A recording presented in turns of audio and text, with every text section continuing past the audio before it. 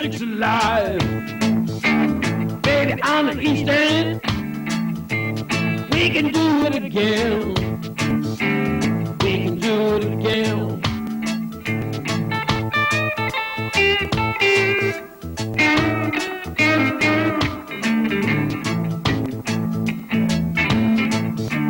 Welcome to the Hamptons.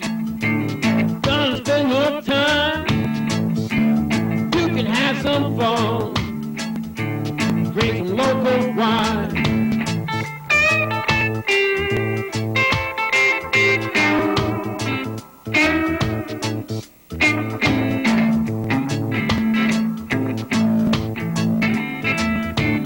Well, the locals are friendly and a place to be. We can check out our Zen Bar on LTV.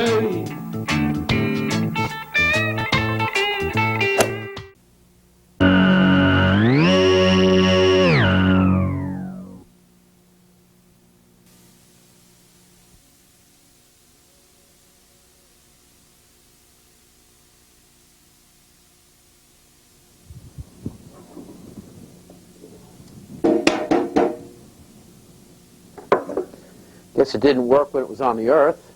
I guess it's not going to work now. Welcome to the Zenbach Show. We're going to have a few changes going on. I spoke to Tybach, and he told me I should be exploring the ship, which I'm going to do in a little bit. It comes to my attention that, well, what I've been showing you is the way I see the world and the way I take things from my perspective. And it's sort of my viewpoint. And of course, I've loved to enjoy the fantasy and the passion of life with everybody. But it's sort of my forte.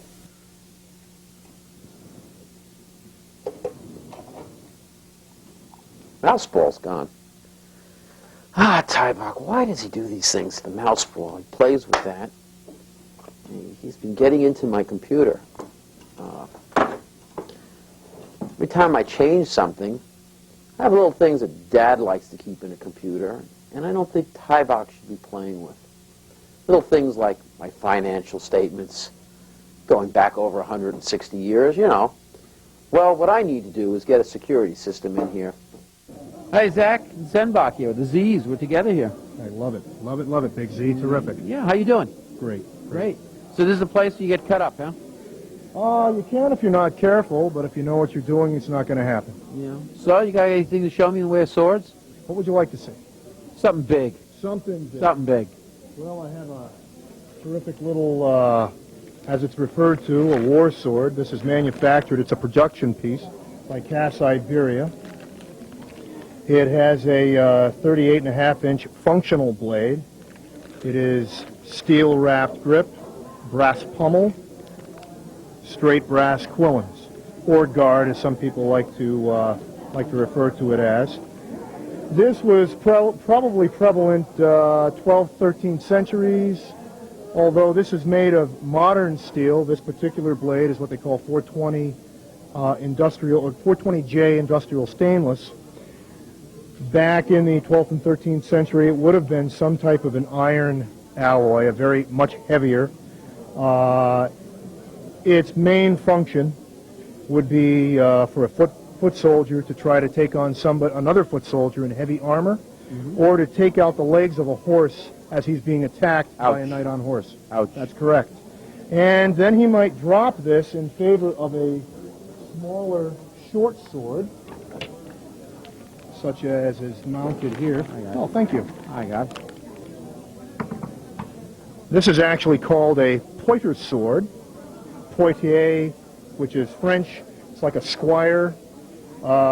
This is basically meant for their defense. A squire assists a knight in battle.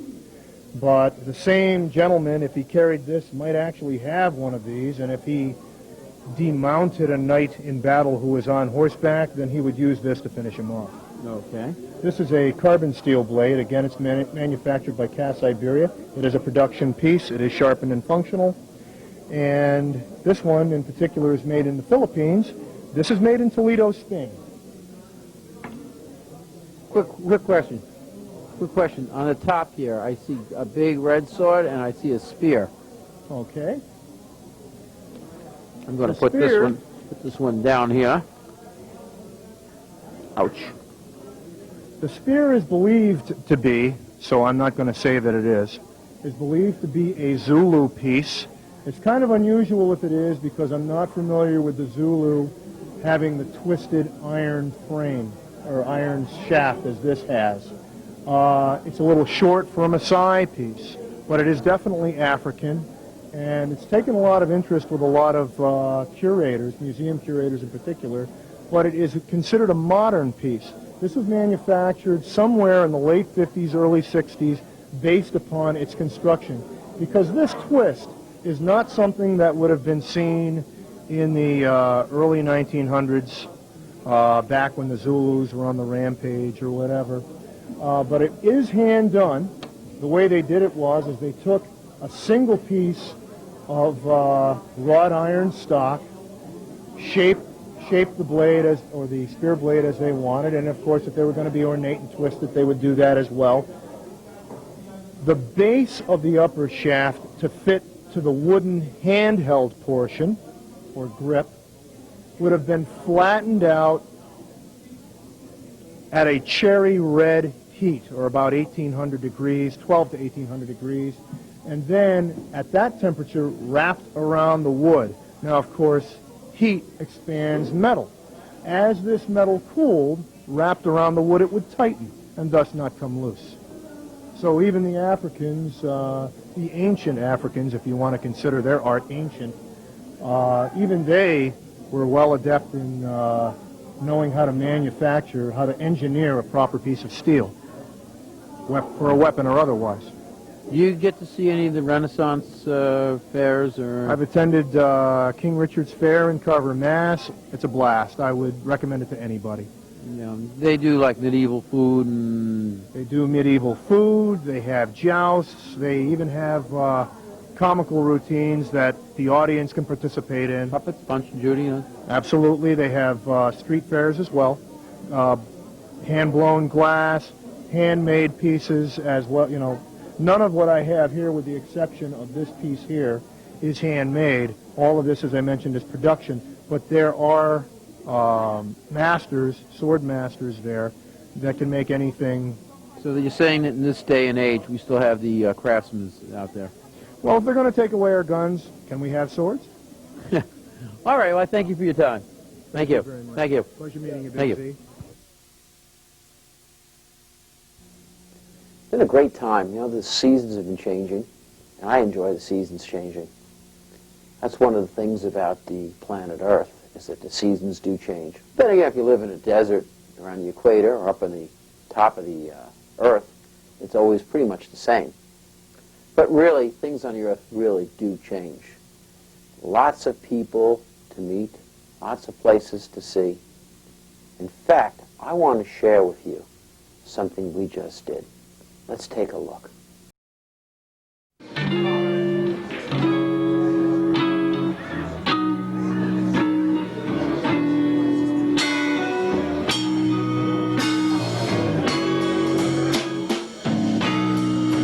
If you're gonna love me, baby, you better love me with a thrill.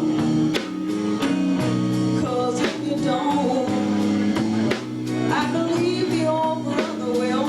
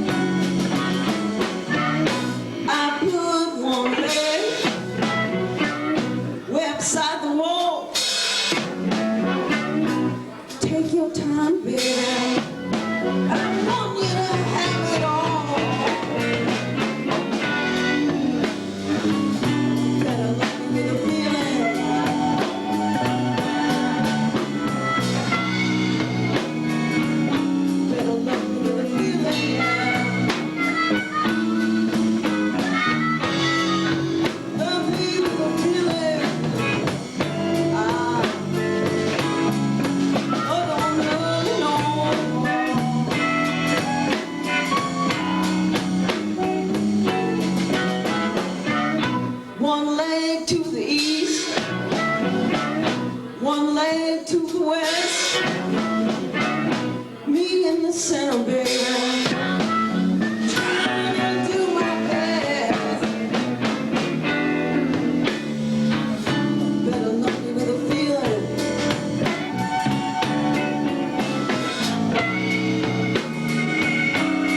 love me with a feeling, yeah. Love me with a feeling. Oh, don't love no more.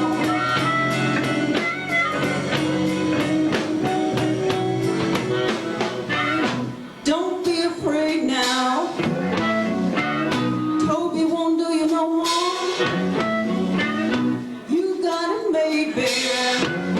You're 16 inches long.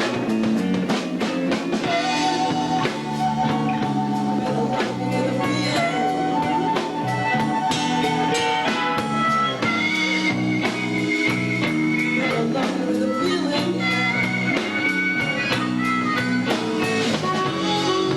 Love me with a feeling.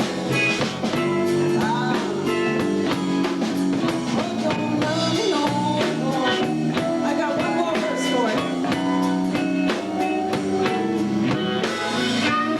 I told you I was a virgin. You know I'm mighty clean. Things are gonna get real tight, babe. So bring some Vaseline. Better love me with a feeling. Better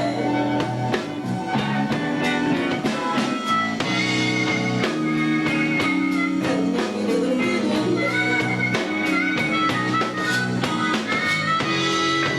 Love me with a feeling. Oh, don't love me right now. That's right.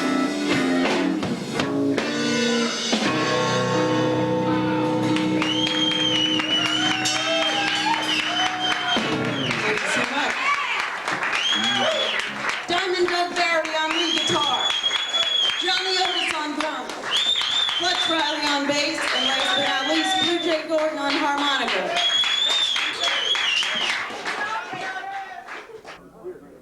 Hi there, Ed. How you doing? Fantastic. What's happening? What's new? Oh, the show's got into Los Angeles, and we're out there. You guys, we're going to get to your city. All you got to do is find us and let us know. We can do it. And but anyway, I want to ask you. We're here at Chiller. We're tucked away in another corner of Chiller.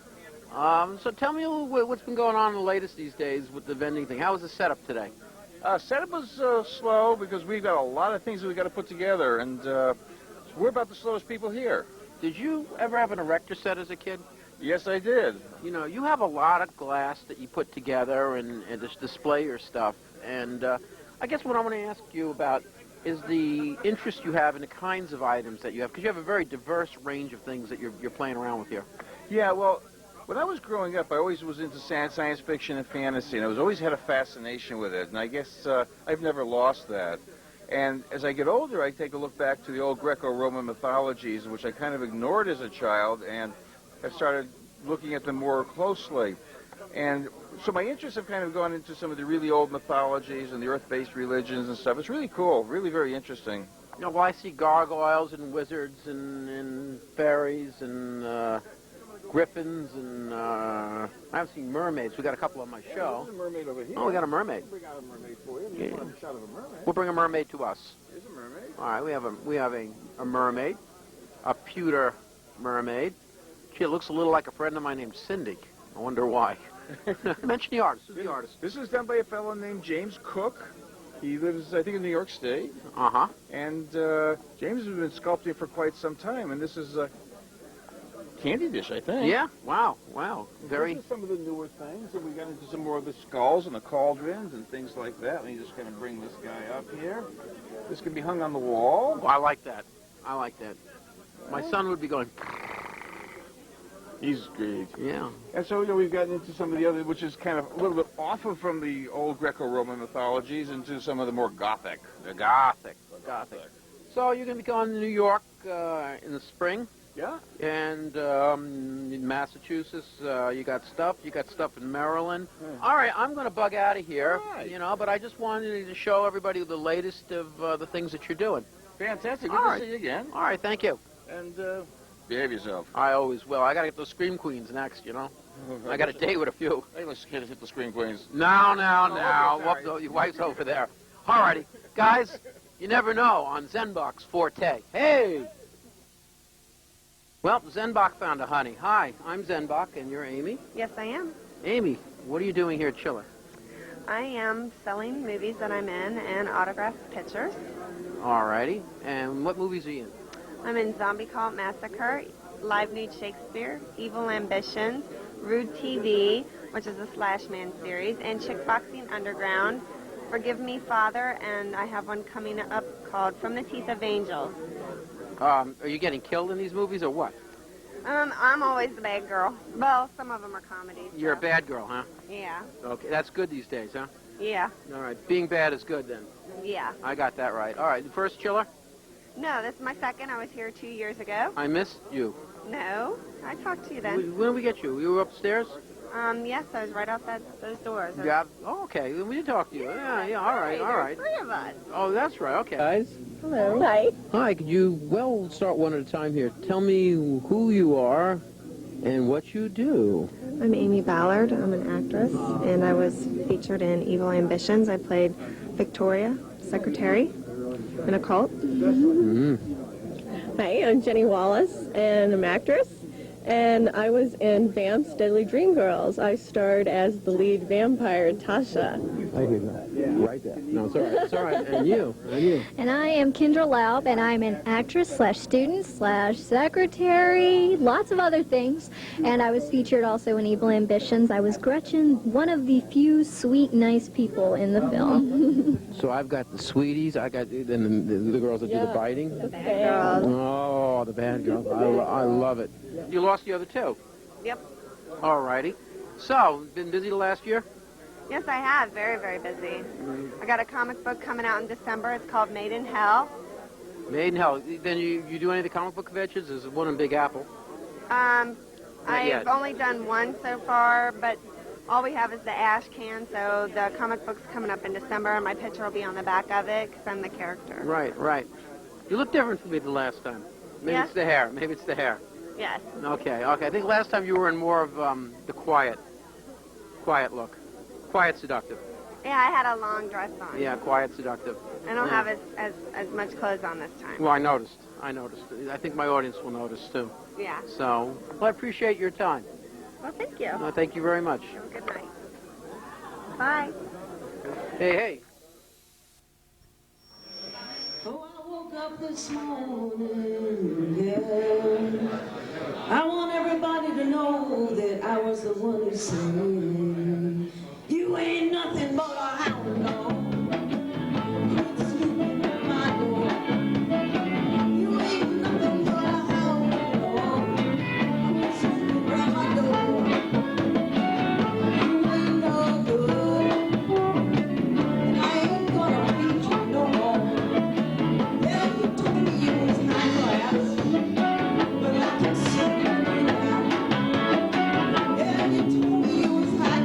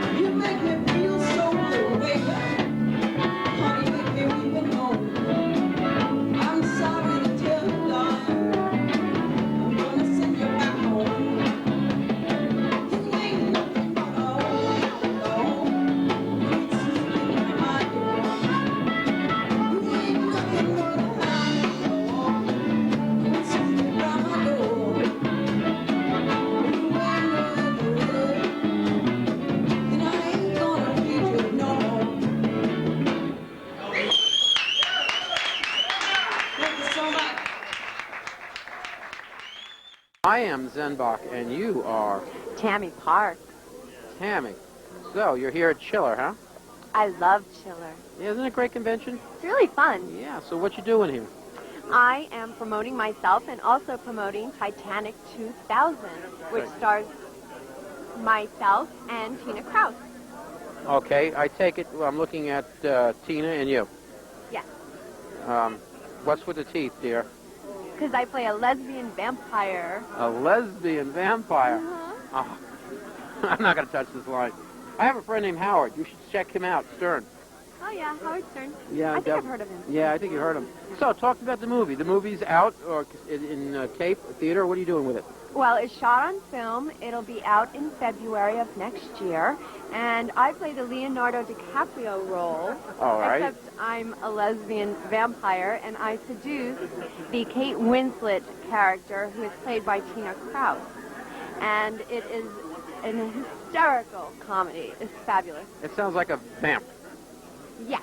Definitely, definitely. Well, I'm looking forward to seeing this, you know, and I definitely appreciate your time. Absolutely. Have you been here to Chiller before? Oh, yeah, many years. I wouldn't miss this for the world, especially for Halloween weekends. I love it. I'm sorry that we missed you, but next time around we will definitely catch you. Okay, meow, meow. Well, thank you very much. Bye. Bye. And away on Zenbox Forte. First show I've done here, yes. First one. What do you think of it? Oh, it's terrific. There's a great mixture of people here. I mean, you have the horror genre here, you have the science fiction, you have lovely ladies here. We haven't had a chance to walk around and look at them apart from this beautiful lady with me here. Yeah, you've got a beautiful lady here. And we're representing Star Wars at this convention. And I think there's such a mixture of people, and people are going through, and even if they're not natural fans of Star Wars, they're stopping by and saying, oh, it's really good to see you here, I haven't seen you before. So it's busy, it's mad, but it's fun.